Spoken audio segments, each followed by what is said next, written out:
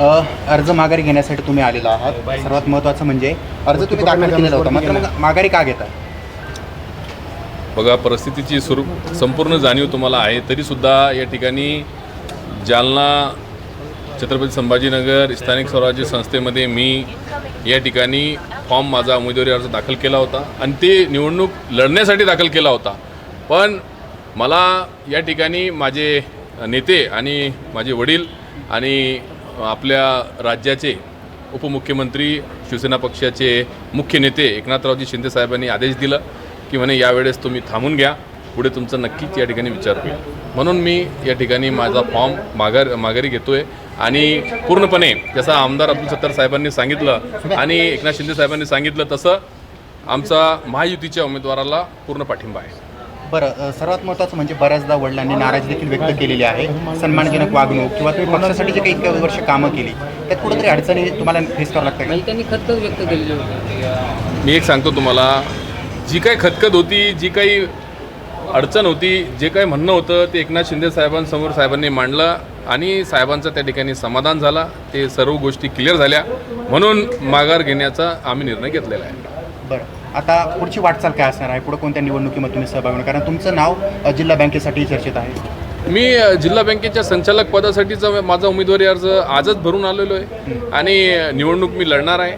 राहिला प्रश्न जिल्हा बँकेच्या निवडणुकीचा, तर ते आमचे नेते एकनाथरावजी शिंदे साहेब, खासदार भुमरे साहेब, आमदार अब्दुल सत्तार साहेब हे एकत्रित बसून त्या बाबतीतला निर्णय घेणार आहे आणि बाकीचे आमचे ज्या पक्षाचे आमदार आहेत ते आमदार सगळे बसून, आमदार महोदय सगळे एकत्रित बसून तो निर्णय घेणार आहे की ते निवडणूक कशा पद्धतीने लढायची. ठरलेलं आहे, पण तुमचं असं ठरलंय का इकडे तुम्ही मागे घेणार आणि तिकडून ते मागे घेणार, असं काही ठरलंय का? ते बघा, इतक्या वरच्या गोष्टी मला त्याच्या बाबतीत माहीत नाही. ते आमदार अब्दुल सत्तार साहेब तुम्हाला त्या बाबतीत माहिती देऊ शकतात, त्या बाबतीत मला माहिती नाही. पण जो काही निर्णय होईल लवकरात तुम्हाला या ठिकाणी कळवण्यात येईल. बरं, एकनाथ शिंदे यांच्या उपस्थितीमध्ये जी बैठक झाली होती त्यामध्ये कार्यकर्त्यांचाही विचार केला जाईल आणि तुमच्या या संदर्भातही अर्जासंदर्भातही चर्चा झाली होती. तर मग भविष्यामध्ये तुमच्या पाठीशी एकनाथ शिंदे उभा राहतील असे कळतंय? विशेष नाही, भविष्यात नाही, आजही आमच्या मागे ते उभे आहेत आणि उद्याही आमच्या मागे उभे राहणार एकनाथरावजी शिंदे साहेब. त्यांच्या विश्वासावरच आमदार अब्दुल सत्तार साहेब नेहमी म्हणतात, त्यांच्या विश्वासावरच आम्ही शिवसेनेत आहोत आणि शिवसेनेतच आम्ही राहणार. तुम्ही जर अर्ज कायम ठेवला असता तर काही अनपेक्षित निकाल लागला असता का? नक्कीच, का नाही लागला असता? 100%. मी तुम्हाला बोललो की मी निवडणूक लढण्यासाठी फॉर्म भरला होता आणि मी जर मला एकनाथ शिंदे साहेबांनी जर पाठिंबा दिला असता, आपल्या मैत्रीपूर्ण लढण्याचा जर निर्णय घेतला असता तर नक्कीच वेगळा निकाल लागला असता आणि मीच निवडून आलो असतो विधान परिषदेला. त्या बाबतीत कोणती शंका नाही.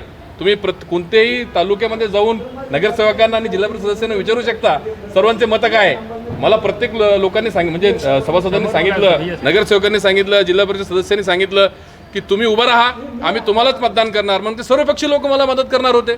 मी अपक्ष म्हणून उमेदवारी अर्ज दाखल केला होता. फक्त मला आमच्या पक्षाने मला परवानगी द्यायला पाहिजे होती. मला पक्षाने परवानगी न दिल्यामुळे मी या ठिकाणी माघार घेतली आणि मी जी माघार घेतलेली आहे याचा नक्कीच मला भविष्यामध्ये फायदा होणार आहे.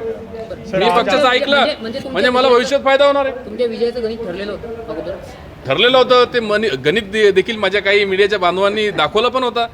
काहींनी दाखवलं, काहींनी सोशल मीडियावर चालवलं कशी पक्ष बलाबल कसा आहे आणि आमचे व्यक्तिगत संबंध प्रत्येक तालुक्यामध्ये आणि प्रत्येक नेत्याशी आणि नगरसेवक असतील, जिल्हा परिषद सदस्य असतील, आमचे बांधव त्यांच्याशी कसे संबंध आहे आमचे जिव्हाळ्याचे किंवा जवळचे, हे सगळं सर्वांनी पाहिलेलं आहे. ते काय वेगळ्या सांगण्याची मला गरज नाही.